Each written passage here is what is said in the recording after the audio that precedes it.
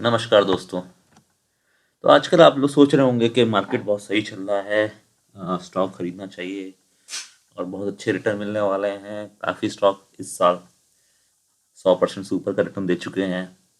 तो क्या ये आगे भी चलता रहेगा? तो मेरा जवाब है कि बहुत जल्दी ये बंद होने वाला है। मतलब इतने ज़्यादा रिटर्न्स का सिलसिला बंद होने वाला है, मार्केट तो चलता ही रहेगा। और ये मैंने कैसे पता किया वो बताना चाहूँगा। मैं एक्चुअली हिस्टोरिकल एनालिसिस करता हूँ। मैंने पहले भी 2014 में एक वीडियो रिलीज़ किया था जिसमें मैंने बताया था 7,500 में मैंने बताया था निफ्टी 10,000 तक जा सकता है और वो हुआ भी था।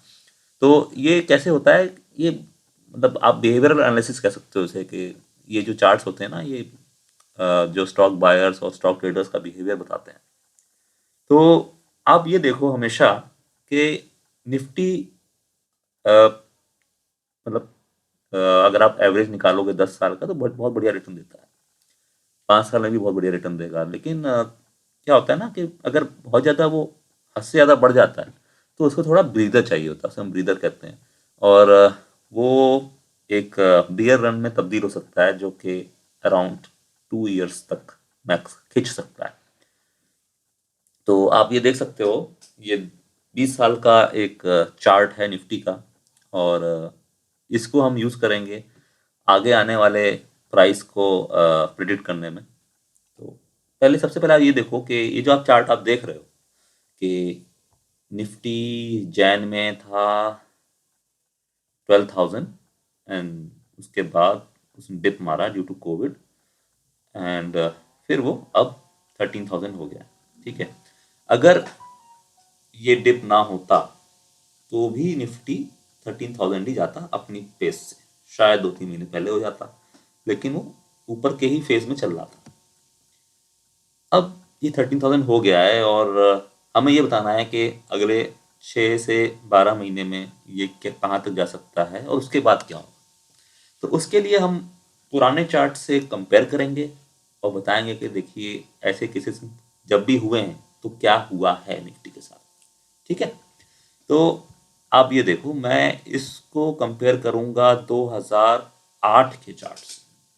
ठीक है, ये बिल्कुल मुझे इससे मैचिंग मैचिंग लग रहा है। अगर आप कोविड को हटा दो तो ये देखो आप 2008 की जो फाइनल जो आपका प्राइस था 6,200, वो एक्चुअली कल्मिनेशन था मल्टी ईयर बुल रन का। और वो बुल रन कहाँ से स्टार्ट हुआ? यहाँ से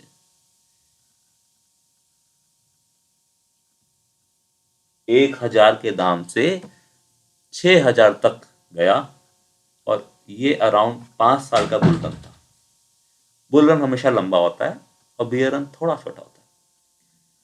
तो ये मैक्सिमम प्राइस था। उसके बाद आप देखोगे बियर रन शुरू हुआ जो कि मिनिमम 6,000 से घटते हुए उसको ले आया आधे पे, 50% डाउन। ठीक है, and then it went up till 5,000।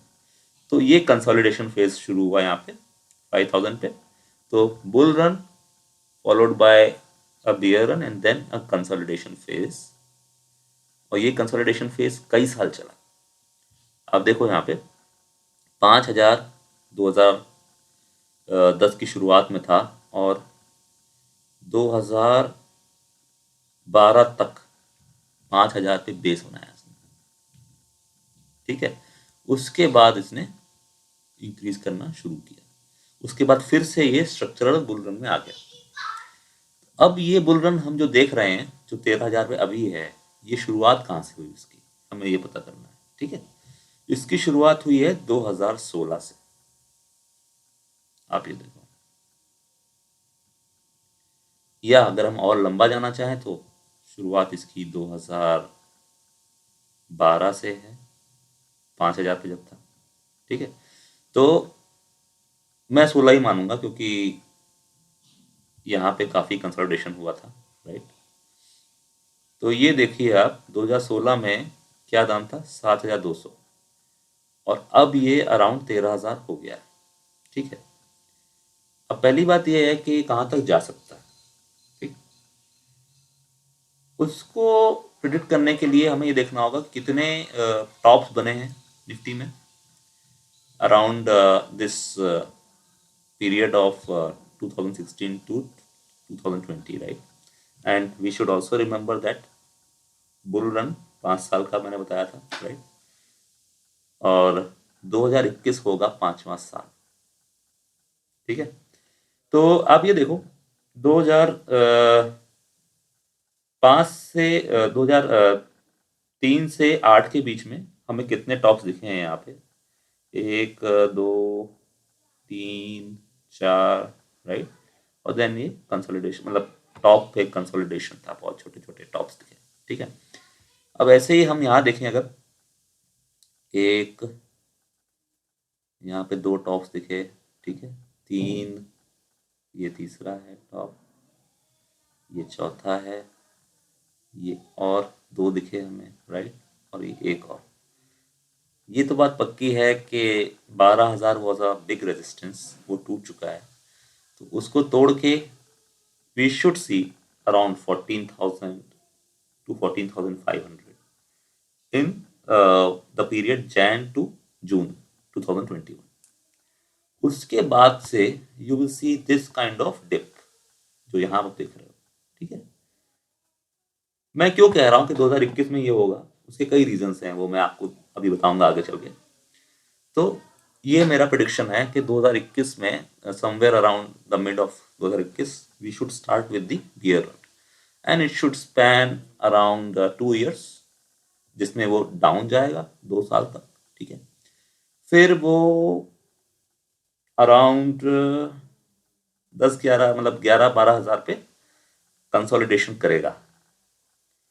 Then we will see कि मतलब कुछ सालों बाद, 2 साल और लगेंगे उसे थोड़ा आगे बढ़ने में, ठीक है? तो मोटा मोटा ये है कि अगले 6 महीने में जितना बनाना है बनाइए, फिर निकल लीजिए। अब मैं बात करता हूँ सपोर्टिंग फैक्टर्स की कि क्यों ये और बढ़ेगा।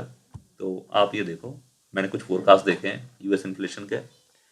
तो यूएस इन्फ्लेशन कॉन्ट्रैक्ट, मतलब यूएस इन्फ्लेशन 0.8% है 2020 में due to contraction of GDP, ठीक है? And it is projected to increase up to 1.6% due to expansion in GDP by 5%। और ये 5% क्यों है? लो बेस के कारण, जो कोविड का लो बेस हुआ जिसमें कॉन्ट्रैक्ट हुई, उसके लो बेस के ऊपर 5% इंक्रीमेंट होगा 2021 की जीडीपी में, यूएस की बात करें तो this is good news for the market and this is good news for infrastructure, for crude oil, for steel, सबके लिए अच्छी न्यूज है ये जीडीपी का एक्सपेंशन होना। और लो बेस से कंपेयर कर रहे हैं तो ऑब्वियसली है कि यू विल सी